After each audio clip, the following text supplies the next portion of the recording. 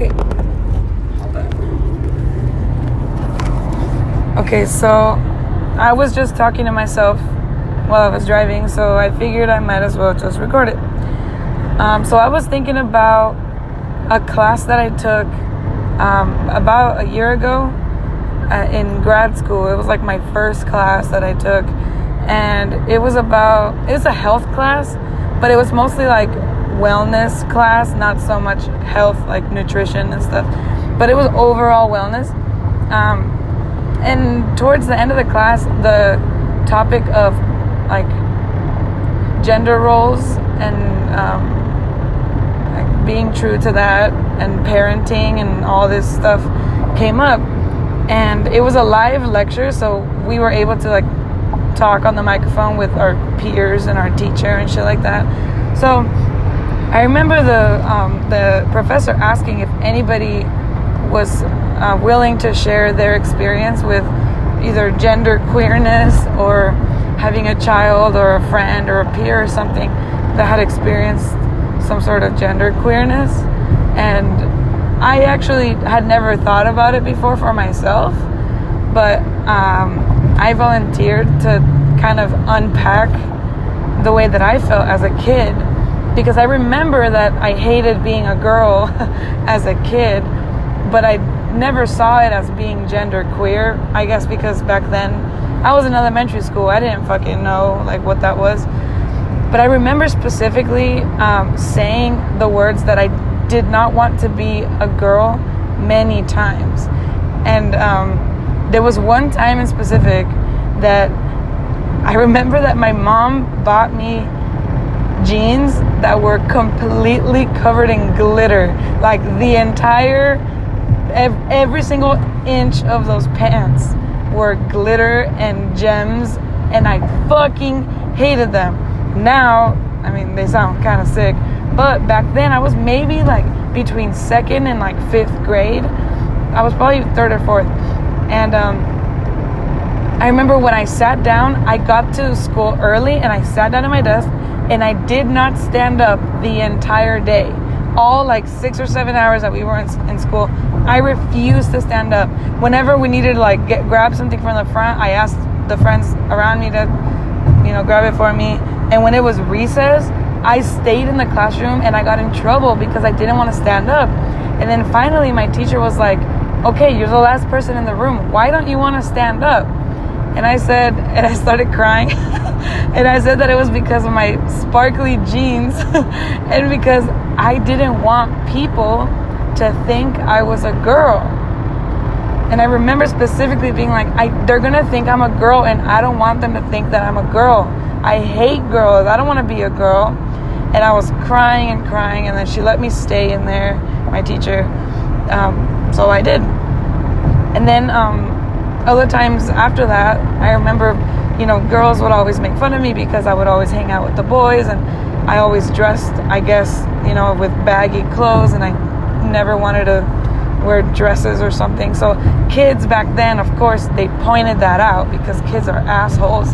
So they were like, you never wear dresses, you never wear skirts. And it was stuff that to me felt perfectly natural. And I was like, I'm not the only girl on this planet who doesn't wear, dresses and shit like that. But anyways, I remember thinking, and when people would ask me, because kids actually asked this question, they asked me if I wanted to be a boy. And I said, yes. And they're like, why? And I said, because all girls do during recess is walk around and like gossip about things. And the boys like to play during recess. So I wanted to play.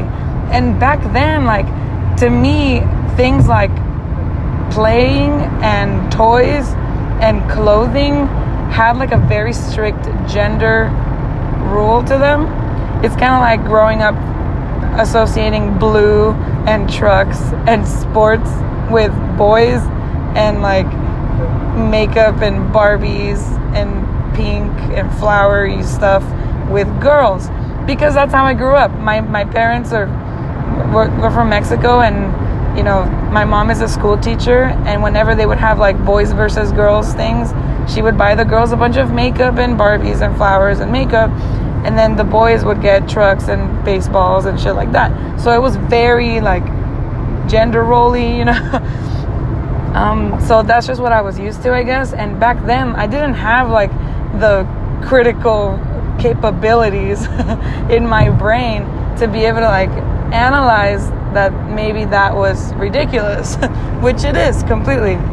But because I associated those items with gender, I felt like, well, if I don't like those items, then I must not want to be that gender. So that was my logic. It was very black and white. It was very like an elementary level of thinking, but that's just how far my brain had gone, you know. So I would think, I don't like Barbies and makeup and flowers and dresses. That must mean I don't want to be a girl. So it was to the point where I hated girls, and I would always say, and I didn't have any girls that were friends until like, you know, the end of middle school or something. And my mom even asked me in middle school, my first year of middle school in 7th grade, she asked me because I got a skateboard, and I wanted a skateboard really badly. So that's all I asked for Christmas that year, and I got it, and I was super happy about it. And then my mom asked me if I was a dyke. So she asked me in Spanish, she's like, Andrea, ¿eres machorra? And that like really, really hurt my feelings, because I was like, no, how could I be, you know, gay, which is what she was asking me. I was like, how could I be gay? I hate women. You know, plot twist, turns out I've always been super gay, but whatever. So just kind of thinking about if I had been a kid now, like in 2019, if I was the age that I was back then now, and I had parents who were progressive and, you know, supportive about shit, and they would have allowed me to express my gender the way that I wanted to express it, I wonder now if I would present differently. You know, if I would present more androgynous, or I'm like gender fluid or ambiguous or whatever, because like today I'm perfectly comfortable with my sexual and gender identity as a woman, and that doesn't bother me at all, and I fucking love being a woman. But I also feel that energy sometimes, and I've talked about this with a few friends, where I'm like, when I'm around certain people make me feel smaller. Like, for lack of a better word, I don't want to say feminine and masculine, but some people around, you know, certain people, I feel just my energy is just smaller and more delicate and fragile, and I guess that's kind of what I would relate to being, you know, feminine or a woman, because I have no other way to describe it. I can't just be like, sometimes I want to wear makeup, because makeup alone doesn't, you know, decide somebody's gender. But sometimes I feel an energy where I feel smaller and I want to be nurtured. And then I have other times where I'm around different people and I feel like my energy is bigger, in quotations, or like I want to be the one who nurtures, or I want, you know, the person to lay on my chest instead of me laying on their chest. And it's like a very specific feeling that I get, and I don't know like how or like who, what types of people or anything, but since like learning and accepting that I am a pansexual individual, like to me gender identity is not a deal breaker, which that's what pansexual means to me, is like if you identify as a certain gender or non-gender, that's not gonna make me go, oh well, I can't date you, or I can't love you, or I can't be attracted to you because of your gender identity. So to me, that's what pansexual means. So I've been around a lot of people who are genderless, non-binary, gender non-conforming, trans, you know, whatever, just cisgendered, and that's never been an issue for me in terms of attraction. But But anyways, so I've been around a lot of different types of people, and certain people give me the energy where I want to hold them. So I think about those times when I was a child where I wanted to be a boy really badly, and I just wonder if I would have ever presented a different way, even though I'm perfectly comfortable with the way that I am now. But yeah, that's it. That's what I was thinking about. Okay. Bye.